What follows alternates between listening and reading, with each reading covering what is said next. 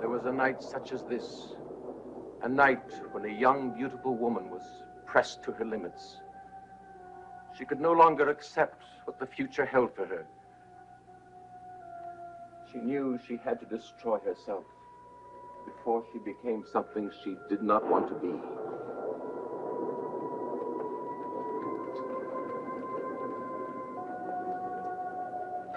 She had quarreled with her lover.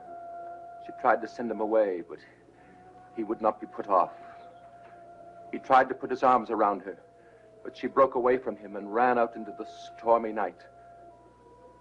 Her white dress contrasted against the darkness. He ran after her as she headed for the one place on earth that seemed to be designed for the termination of life. The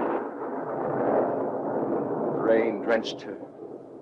The winds buffeted her, blowing her long hair wildly. Her clothing was torn by the low branches. Her small white feet were bruised and mud-stained with the stony, cruel pathway to the summit of the cliff. The shouts of her lover were lost in the wind as he moved swiftly after her. Near the top, she stumbled over a large rock. Crying hysterically, she limped and crawled to the edge of the precipice. Her lover reached her, clutched at her, spinning her around to face him. Her eyes were wide with terror as the lover held her tightly, his lips pressed against her throat. Soon she grew limp, and he released her. Suddenly, with a last surge of energy, she broke free and hurled herself off the cliff.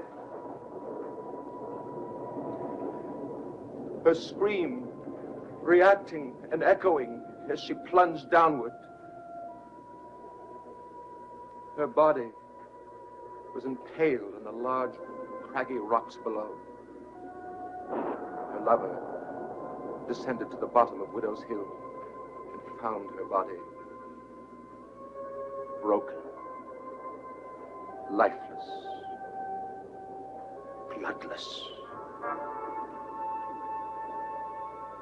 As violent as her death was, the expression on her face was one of serenity, as if this were the best possible ending to her life.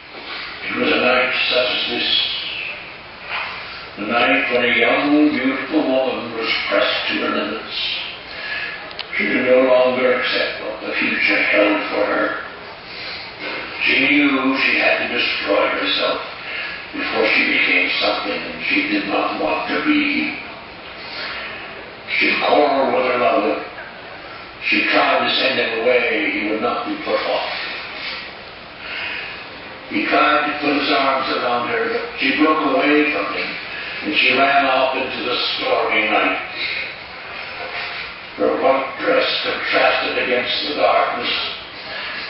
He ran after her as she headed towards the one place on earth that seemed to be designed for the termination of life. Rain drenched her. The winds buffeted her, blowing her long hair wildly. Her clothing was torn by the low branches in her way. Her small white feet were bruised and mud-stained by the cruel, stormy pathway to the summit of the cliff. Shouts of her lover were lost in the wind as he moved swiftly after her. Near the top, she stumbled over a large rock. Crying hysterically, she limped and crawled to the edge of the precipice. Her lover reached her, clutched at her, spinning her around to face him. Her eyes were wide with terror. Her lover held her tightly, lips pressed against her throat. Soon she grew limp. He released her. And suddenly, with a last surge of energy, she broke free and hurled herself off the cliff. The scream reacting and echoing as she plunged downward. Her body was impaled on the large, craggy rocks below. Her lover